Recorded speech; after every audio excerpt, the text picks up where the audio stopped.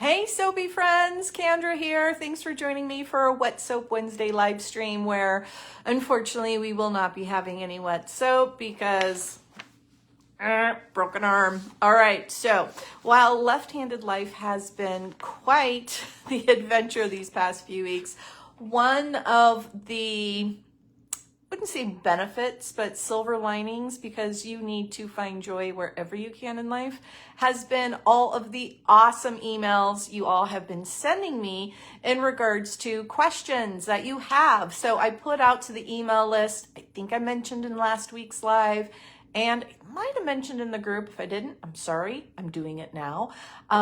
Please send in your questions because we're gonna be start to have some Wet Soap Wednesday soapy chats, which is me and you talking about your questions and answering all of your questions. And it's gonna be super fun. And it's something I can do with like one hand. So yeah. All right, so the first one, so I'm gonna read some of the emails. So these is two emails that were sent in from some soapy friends. Both of these are members, Soapy Friends, Best Friends Club, information about that over on the website. And there were larger emails with lots of other questions that they had in their email, but they both had a very similar kind of theme topic to them. So I'm going to read you a couple excerpts so you just understand what we're talking about. The first one says, "Hi, Kendra. So I'm thinking next year when my house is built and once I have time to organize my soap studio." Kudos to you for being able to custom build your own soapy space. It's going to be awesome. I enjoyed it. But I really want to learn how to master batch soap. Then she mentions that she already master batches her lye solution as well as the oils and butters. So that is master batching, but I think there's a little confusion there. We'll talk a little bit about that. But the bigger concerns are, how do you convert recipes to a large slab mold? How do you even lift the soap pot of such a large batch? How do you cut it? How do you cure it? Does it need to stay in the mold for over 24 hours? I think she's having a little panic attack thinking about making large batches of soap. But we're going to talk about it. It's going to be okay. And she mentions that she currently works with 4-pound molds. So let's kind of look into that and have a little chat here. Master batching. Master batching is super simple. It sounds pretty cool and like you're doing all this fancy stuff, but all you're doing is prepping a bunch of soap all at one time. So to master batch sodium hydroxide, your lye water, really all you do is make up a large quantity of it. So when I'm doing my small little micro batches, I'm only using, I think it's 30 grams total lye solution per little micro batch. I mean, that's an itty bitty little bit. But if I make 300 grams of my lye solution, that's enough for 10 batches of soap, even if that batch of soap is only 100 grams. So see the idea there? You make, instead of making lye solution for one batch, make it for 10 batches, make it for 20 batches, make it for 100 batches, depending on how much you can safely store. And then when you're ready to make soap, you don't have to measure out water and measure out sodium hydroxide and then mix it up and then let it cool down. You just measure out your lye water. Done. And it's the same thing with your base oils. So if you are in large mass production of soap, you're going to have some basic soap recipes that you're working with. You're not going to be doing the stuff that we're doing on our live streams where we're, like we're using my go-to vegan palm-free recipe, but maybe we're also adding some butter, some oil, some other additives and making all these small batches and doing all these crazy cool swirls and all that fun stuff. No. With large scale production, you're making the same soap over and over and over again, multiple times, and you're making hundreds and hundreds and hundreds of bars per batch each time. If you're doing that, you can master batch your oils and butters. In fact, over at Soaper's Choice, you can order from them your oil mix pre-mixed. So when you want to make 5,000 gram batch of soap, you just measure out 5,000 grams of oil. Bam, done. If you want to measure 50,000 grams batch of soap. Bam, measure out that much oil, you're done. It's pre-mixed. That is all master batching is doing. It's pre-mixing your known components and then measuring that full quantity when you come to make your soap. Simple as that. It is highly effective as far as time saving. You don't have, I mean, tell you, if you spend a day just making up master batches of everything, when it comes time to make a soap, instead of 45 minutes, it might take you 20 minutes to make it. It's really cool. Definitely consider doing that, even for smaller scale. The next question kind of deals with some of the equipment you're going to need in order to up your game and go into larger production. One thing particular here, how do you even lift the soap pot for such a large batch? You don't. Don't lift a giant soap pot full with sodium hydroxide stuff in there that you can spill. It's called a pot tipper. So it's kind of, here I'm trying to do things with my fingers don't straighten out. Imagine like two, kind of like a football field. And you know, your pot kind of hangs there, but there's a handle on the side that you tip. Look it up. Google's your friend. It's a pot tipper. Soapequipment.com, I think. There are a couple of places that specialize in equipment for the industry, and they have things like giant pot tippers. You can even do giant pot tippers and also cook your hot process soap in that giant pot tipper so that you're never lifting all of that. You are pouring it into your molds, preferably with a mold that's on a cart on wheels. So when it's full, you can just roll it out of the way. Okay. Anything I need to be aware of when curing a slab of soap, and does it need to stay in the mold longer than 24 hours? So this portion of the question kind of was, I had a little pause for concern, kind of trying to figure out, maybe they were not understanding what they were typing or just typing fast. I mean, I could tell her mind was going everywhere. She has so many questions. So I answered most of them I could in the email. You don't cure your soap in a slab. That was my main thing. You always need to cut your soap and then cure your soap. If you cut your soap after you cure your soap, the soap's going to be really hard and it's going to take a long time to cure, because the point of curing is water evaporation. So it takes a lot longer from water to evaporate from a solid mass, a large solid mass, than a bar of soap. And you probably would never fully cure the inside of that big cube slab of soap. So you're going to pour your soap into this big giant mold you got, right? And does it need to stay in that for more than 24 hours when maybe you have a smaller loaf that you've made that does sit for 24 hours and you can cut it after 24 hours? So saponification is an exothermic or heat generating process. And when you have a larger mass of something, like you made more soap, that mass is going to heat up faster because there's more of it. So that soap that you used to keep in your small loaf mold, and she said she currently uses 4-pound molds, so that's a small to average size loaf mold. I think the tall and skinny I have is a 4-pound mold. And let's say that takes a full 24 hours to set up and to be done and hard enough in order to cut.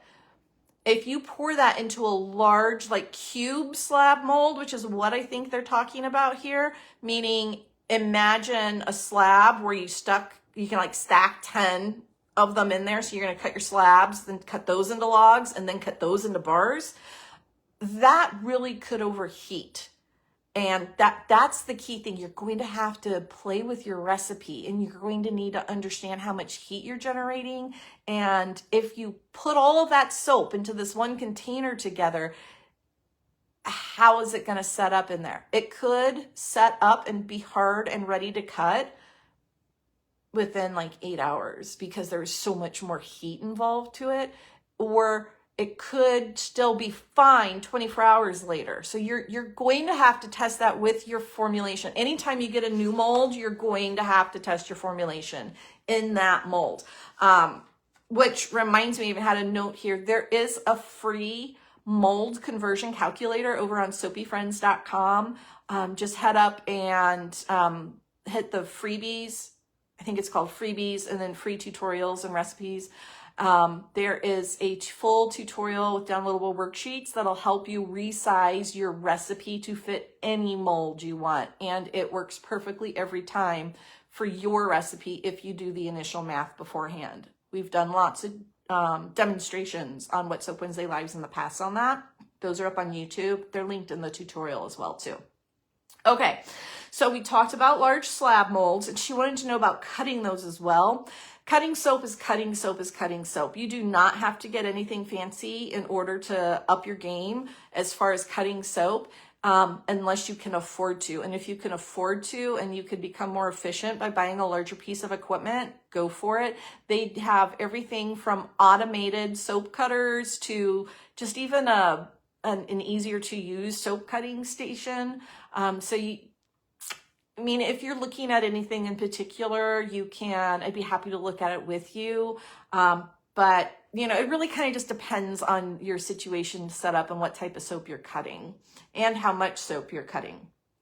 Okay, so the next soaper that had the same type of topic had kind of a little bit more of a general question, and that one thing that interests me is how to easily scale production to fill a large commercial order.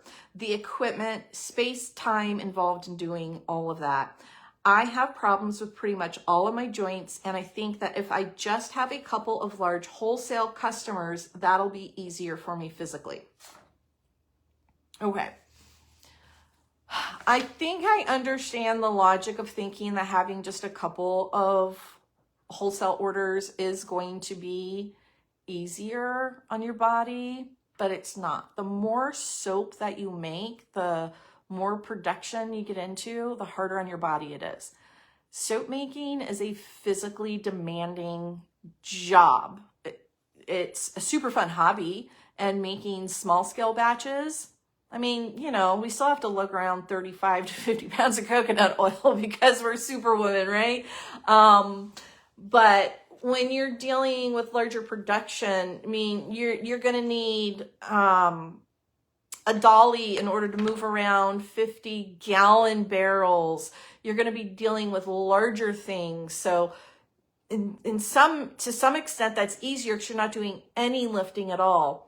But you still have to physically move the soap once the soap's done. So I do think that scaling up in production is not going to be easier on your body. I really do feel it's going to be more difficult. What I do recommend, though, is getting a young whippersnapper of a business partner.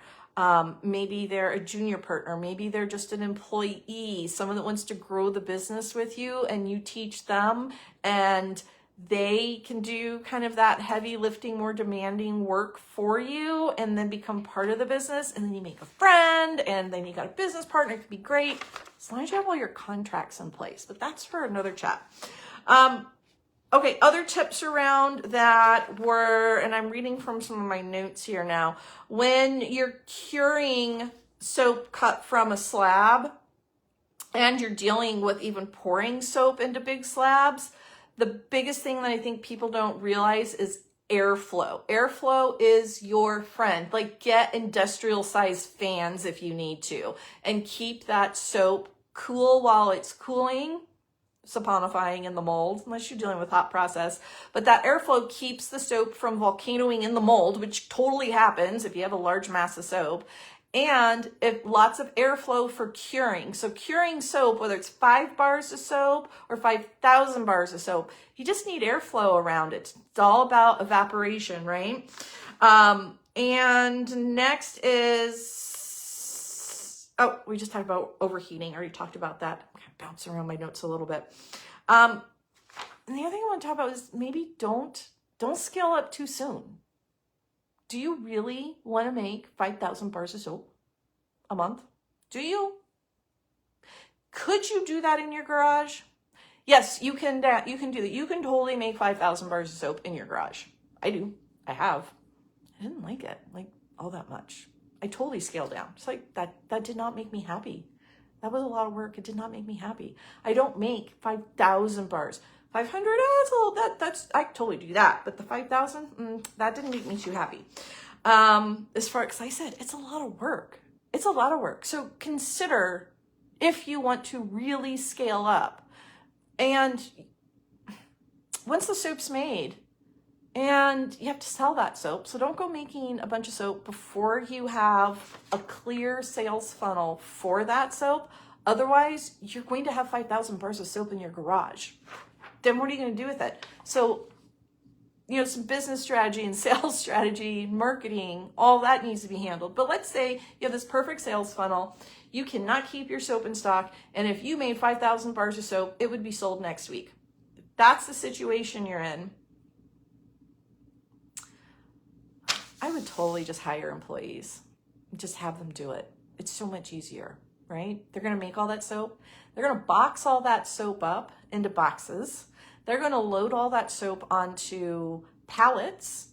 They're going to shrink wrap that pallet up so that a freight company can come to your house, assuming they'll go to a residential address and scoop up that pallet and deliver it by freight to its final destination. Or maybe you're going to be selling cases at a time.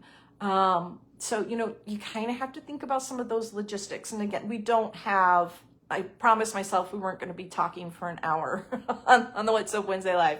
I said we'd be like 15 minutes, and it's already over that, and I'm not done yapping yet. And Elle said, "This is awesome. Thanks. You're quite welcome. And if any other questions or clarifications are popping up as we're chatting, I can see your comments here, so I will definitely answer them as they come up." Okay, so think about all that stuff, but remember, make sure you can sell the soap you're going to make before you make the soap. Otherwise, you just made a lot of soap and you're sitting on product. That's no good. Plus, oh gosh, you have to pay all the taxes on that and everything. Oh my goodness, from the business perspective. And when you're gonna scale up, everyone's like, I need this, I need that, I need to go buy this. Even when we're dealing with smaller quantities and we're just wanting new molds, we go buy all those molds and all that fun stuff. You should stop doing that. You don't need to.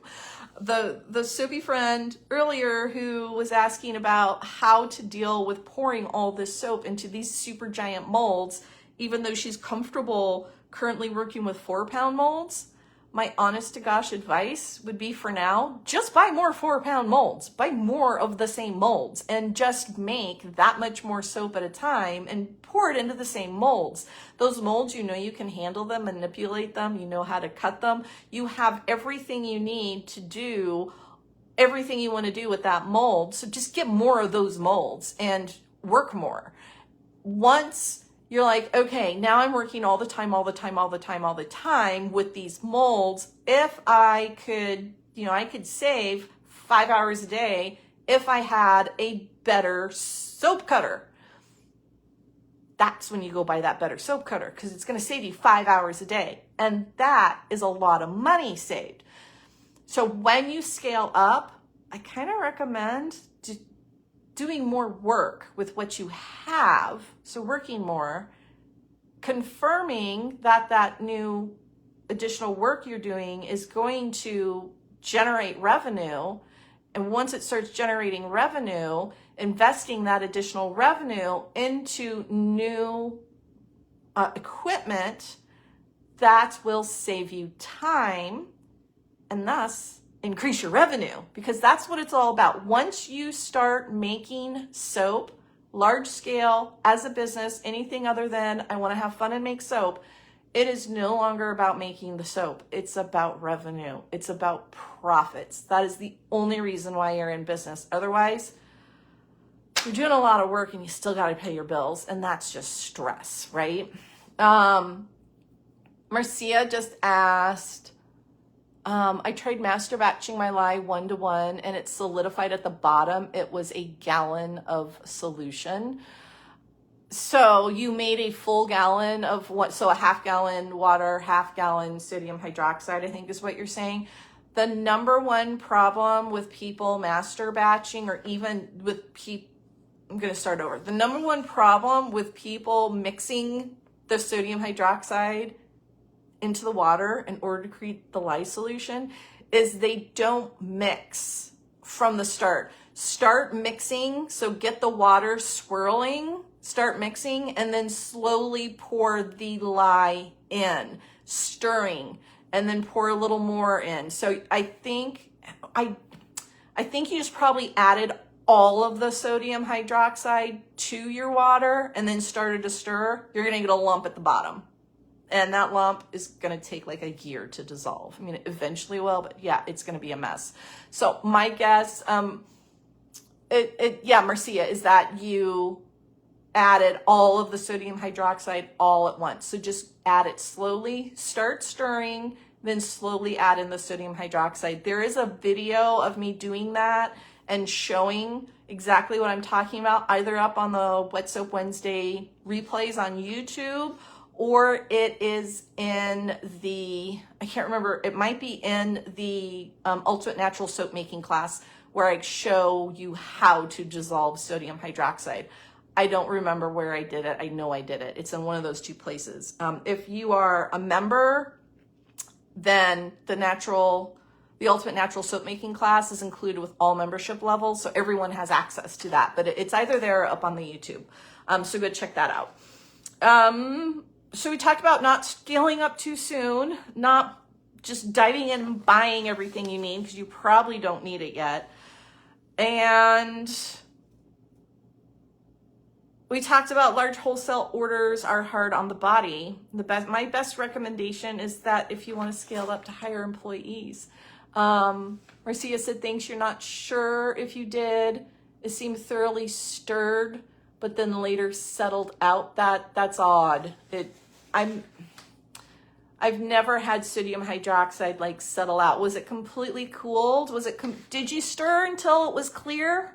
Because you still have to stir until it's clear, even when you're master batching. You can't just mix it in, think it's dissolved, and walk away. I think you probably just didn't stir it up enough. And so you might have thought it was all dissolved, but if it's still cloudy looking, it's not all dissolved yet. And it was cloudy so stir until it's clear. And you have to stir, get a podcast on, get a podcast, get totally gloved up, put on your face shield, put those earbuds in, turn a podcast on, start stirring, slowly add the sodium hydroxide, stirring the whole time, and then keep stirring and stirring and stirring until it's clear. Then you'll be golden. If you are worried about like evaporation of a 1-to-1 larger batch of sodium hydroxide, then do a 1.1 to 1. So 1.1 water to 1 sodium hydroxide. You'll end up with a 1-to-1 solution by the time you're done with water evaporation and stuff. But yeah, I think you just didn't stir long enough. When you're doing that, make sure it's all on the same page as far as safety with master batching sodium hydroxide. Make sure you are in a very well ventilated space. Then I said like the face shield, but mask, respirator, because that is going to off gas. Those fumes are going to be pretty intense. So it should stay in the solution. Yes, it will stay in solution if thoroughly mixed. But get a fan blowing so those fumes are blowing away from you. If you're inside, open the windows, or have a ventilation hood. If you're in a larger scale space, you should have all of that set in. When we did the studio tour, I did not really show you my windows and full ventilation system, but it's all set up for airflow going out through windows. Based on where like the mini split is and how the doors are set up, it all like airflows out. So I'm not like breathing it in. But if you're making like a gallon of sodium hydroxide or more, put a mask on. Protect yourself, stay safe. All right, I think that is everything we had. on that topic. And we've been going almost a full half hour. And here I said it was going to be 15 minutes. All right, my soapy friends, thank you so much for joining me. I've been going a little bit stir crazy, not being able to do anything as a right-handed person that can only use her left hand. So this was super fun for me. My brain's been going a little blah. Yeah, keep the questions coming in. I love answering them. Make sure you post on the group. We can chit chat there as well. Hop over to soapyfriends.com. Check out the membership options if you're not a member yet. And I have so much soapy fun in store for us. And we will be making the resin soap. I will have a friend be coming in and doing the stick blending for me. So the resin soap's coming up. Whiskey soap updates are coming up. All sorts of fun stuff. And big surprises for the next quarter for the member exclusives on soapyfriends.com there as well too. All right. Thanks, my soapy friends. And I was about to say goodbye. And then Marcia said, also, sorry, this was covered, but will master batch oils stay melted? Oh, no, I can answer that real quick. No worries. So master batch oils, no, they won't, like, if you mix 50% olive oil and 50% coconut oil, right? Let's just take that a super simple example. All of the fatty acids in the coconut oil, they will harden up and sink to the bottom. So you can get bucket warmers or big, just depends on the size of what you put it in. I would put mine in buckets and put bucket warmers on them. And it's just like a heating pad with bungee cords on the sides that holds it around the bucket so you can keep that warm. And then I have hand pumps that are on top of the bucket. So it's a bucket pump. You get pumps for your buckets. You can either get hand pumps or electric pumps, and then it pumps the oil out into whatever your container that you're making your soap in. So yeah, bucket warmers will do that. I would put the bucket warmer on, and then I would pump the oil from the bucket right back into the bucket for like a minute, and it just kind of cycled and stirred itself up, and then poured and measured into the batch I was